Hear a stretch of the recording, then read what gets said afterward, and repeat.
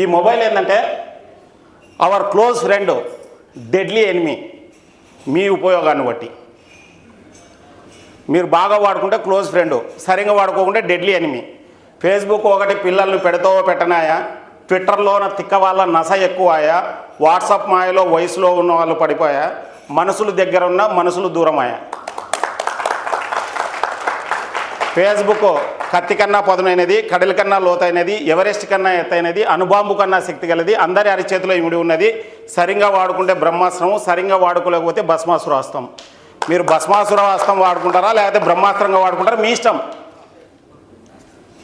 Social media మీ అవగాహనకు, మీ గోల్కు, ఏదో మీ వ్యాపారానికి, మీ విద్యకు, మీ కెరియర్కు ఒక చుక్కాని కావాలి కానీ మీ చర్మాంకానికి కాకూడదు. సో దీన్ని మీరు ఎలా వాడుకుంటే అలా ఉపయోగపడుతుంది.